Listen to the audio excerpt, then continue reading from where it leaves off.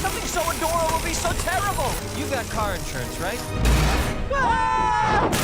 In 2011, a Smurfs movie was released. Hardcore fans hated it, kids seemingly liked it enough to warrant a terribad sequel, and its release left me perplexed. Why am I bringing this up? Well, I was a big Smurfs fan growing up, but I was genuinely stunned that this property had seen a movie released before Sonic the Hedgehog had. When I saw the trailers with Smurfs exploring the city, I couldn't shake this feeling that Sonic the Hedgehog would fit in an environment and live action / CGI hybrid film of this nature much better. As much as I dislike the character visits our world generic plotline, I thought it could be pulled off quite well. Skip ahead to 2020 and a Sonic the Hedgehog movie is here, amidst an almost surprising amount of hype. The character was such an important part of my childhood, and the sheer existence of this film has genuinely meant the world to me. It's something I never thought I'd see, and my sheer passion for talking about the character has led to this channel's growth in numbers. Thank you all for helping me push past 15,000 subscribers, by the way. Do subscribe if you want to help me on the way to 20. I saw Sonic the Hedgehog solo by myself on Valentine's Day, no waifu in sight. Big shout out to the other 20-plus-year-old dude who showed up to watch the film on the opposite side of the theatre. I feel like in another life we would have been seriously good chums. I can't really put into words how surreal it felt to sit down and watch the opening credits roll. I genuinely had a smile on my face throughout the movie and had a lot of fun watching it from start to finish. But was it any good? To put it supersonic simply, yes. I really enjoyed the film. It successfully provided a new beginning for Sonic that as a lifelong fan was really easy to accept. It had plenty of strong writing, flowed well, looked great, and at its core, the buddy movie style concept of it does work.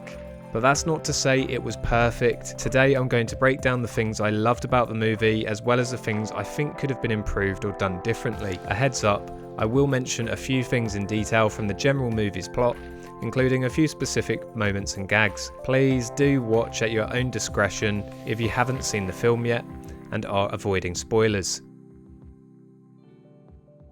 I felt like a child when this movie began. The Sonic-style rings around the Paramount logo, the sound effects, the Sega screen, and the beautiful orchestral Green Hill music immediately made this feel like the grandest of Sonic experiences was about to kick off. It really made me hyped for what I was about to witness. And the accompanying narration by Sonic was an effective way at introducing Ben Schwartz as his voice. I gave Baby Sonic some flack in my previous video, mentioning I feared the somewhat derpy nature and appearance of the chibi character would be a bit ugly and jarring, but I'll put my hands up and admit I was wrong. He's really cute, and it's easy to feel sympathy for him in the film's opening because of it. Sonic gives a brief introduction to himself, his world, and his mother figure Longclaw the Owl, running through beautifully designed landscapes before being hunted down and sent off into our own world where he grows up alone, longing for a friend. More notable than anything else in the intro, the villains were the species of Knuckles, the Echidna. I didn't notice who these guys were when I saw the original Baby Sonic teaser, and when I realised who they were, it immediately had my interest. I wasn't expecting deeper Sonic lore basically, and this grabbed my attention straight away. I wonder if they were always planned to be here, or whether they came with the film redesign. Longclaw does stick out from both them and Sonic, and I'd love to know if she was the same in the original movie too. Maybe the Echidna were these lizard people from the film's original concept art. Either way, I love the inclusion of them as villains. It's definitely something I'd like to see factor into a sequel.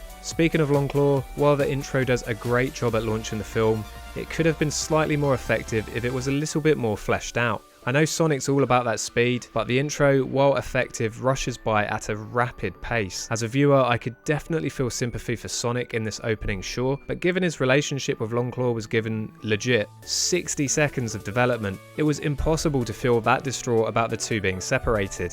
A tiny bit more exposition other than voiceover would have been appreciated here, and it's a lack of detail that I think applies to a lot of the film throughout, if I'm completely honest.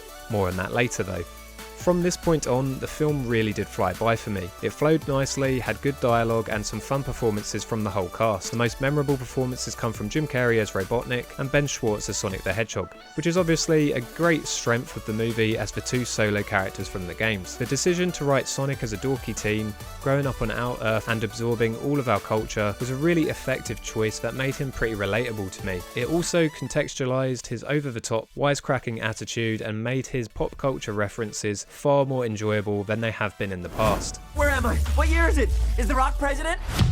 It's easily the most I've seen of myself in Sonic, because I've also been a lonely dork at many times in my life, and it's a trait that I'm sure resonates with a lot of people seeing the film. The character slowly builds up a friendship with the movie's other leading man, Tom Wachowski, the Green Hills policeman, who reluctantly agrees to lead Sonic to his missing rings so he can return back to his world. There is some strong dialogue and relationship building between them both, but the friendship plotline didn't feel like it 100% got there for me. Schwartz completely nails the role of Sonic, and it's honestly one of my favourite depictions of the character. He displays the character's inner struggles very effectively while still being a constant source of comic relief and entertainment. Sonic can often come across as a cheesy, nonsensical character, and Schwartz's portrayal of him ensures that you will care for him by the time the film's credits roll. He's equal parts goofy, comical and sympathetic.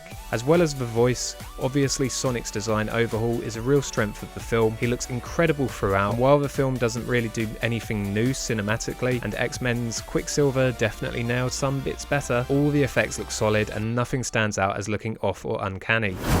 Jim Carrey also does a fantastic job as Robotnik, stealing every scene he's present in. Carrey does feel like he's retreading a lot of his past work a little bit through some of his over-the-top mannerisms, but ultimately he does end up giving a unique performance to the character, which evolves brilliantly as the film progresses. I'm stoked about where this character could go given how he is shown in the film's conclusion. He starts the film as his own entity and becomes a much more faithful, crazed Eggman by the end of it, stuck on a mushroom planet yelling out nonsense into the abyss. It's such a great image to end the film on, but I just wish that there was more of it in the film itself, and this Eggman had been present for the finale.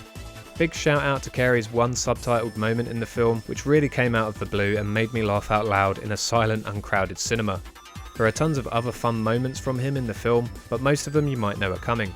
While the rest of the cast gives solid performances, there is unfortunately nowhere near as much depth to their characters. The character arc of Tom is the most perplexing one for me, simply because there's never really that much in his way emotionally throughout. He has a nice job, a beautiful, amazingly supportive wife, and has been accepted for his dream job outside of the city. The film plays with this idea of him coming to love Green Hills and his small-time job through his reluctant acceptance of his friendship with Sonic, but it didn't really land for me. He was such an optimistic character throughout the journey and always supported Sonic despite their disagreements, and was always supported by his wife along the way. The only real conflict he has is with Robotnik, but it is clear he doesn't feel threatened by him either. Tom isn't a terrible character and is definitely likeable through Marsden's performance, but I feel the message his character was meant to portray could have been much more effective.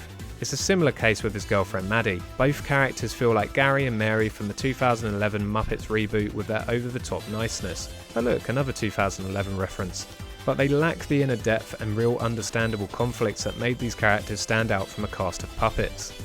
Marsden, along with Tika, both give really solid performances with what they are given, but there isn't much more to their characters than how they are presented in their first scenes. Their performances are fine though, and in the case of Marsden's character, very fun to watch for a majority of the film. He does do his part in carrying this. His character makes a terrible dad joke at one point, which I absolutely loved, purely because a mum was sitting next to me with her kid, and it was the only time she laughed during the whole film. It was absolutely amazing. It's a similar case with Agent Stone. His parts are performed well, and actor Lee Majub appears to have really good on-screen chemistry with Jim Carrey, but there's honestly not too much to his character or this double act other than what is on the surface level, which is a real shame. His existence pays off with one of the cheesiest gags ever, which I think you'll either love or hate depending on your sense of humour during the film's closing moments.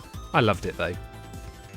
The movie has a ton of funny moments and gags which I really enjoyed. The scene with Sonic and the Turtle killed me. Jim Carrey's egg sack line also delivered amongst his endless amounts of traits and quips. I absolutely loved Crazy Carl and the fact that Sonic actually made it into the movie.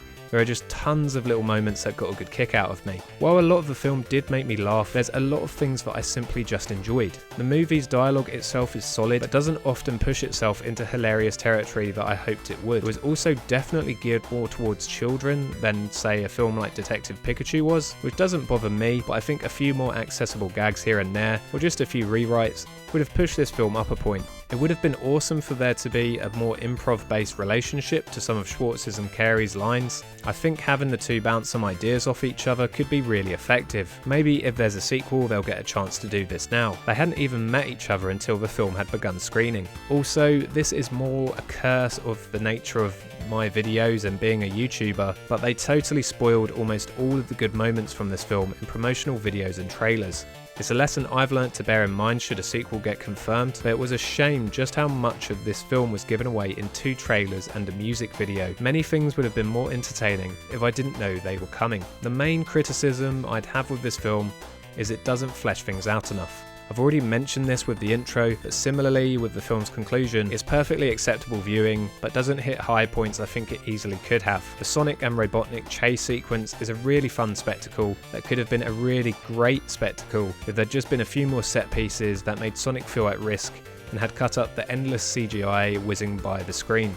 The journey all of the protagonists took never really felt that significant to me, and it all felt a little bit too easy for them. The film ends on a massive high with both the reveals of Robotnik in a fully realised Eggman form in his new mushroom world, and spoilers and appearance from Tails in the mid-credits roll hints at a sequel that I can only hope comes to exist. While both of these moments filled me with excitement, I wish we had got a little bit more of the truly realised Robotnik for the penultimate scene, rather than after the conflict had been resolved. I'm actually going to work on a new video where I rewrite and pre-write some of the Sonic movie with the Fanboy Pre-Writes channel down the line, so do check back to see if that is something you think you'd be interested in. This is an element of the film that I'd definitely change up.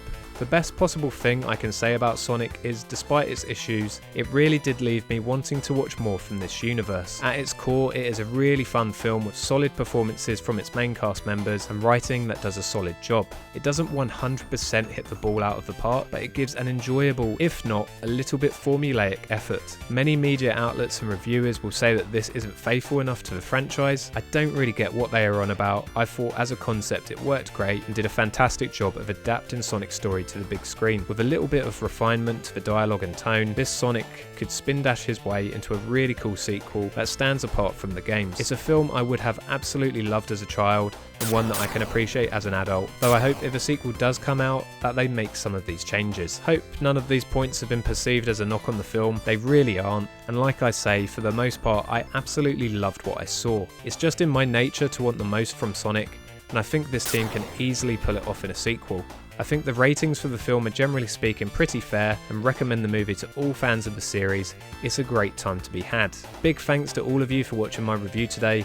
Give it a like or a dislike if you agree or disagree with me, and check back for more character design videos and Sonic movie rewrites. Completely unrelated, but if you're still in the mood for some new Sonic content following the movie's release, go check out a friend of this channel, Games Made of Cardboard. Bill has recently made a fantastic video surrounding Sonic 1 with practical effects made out of cardboard, and it's truly a creative sight to behold and a fantastic display of filmmaking. A massively underrated channel too.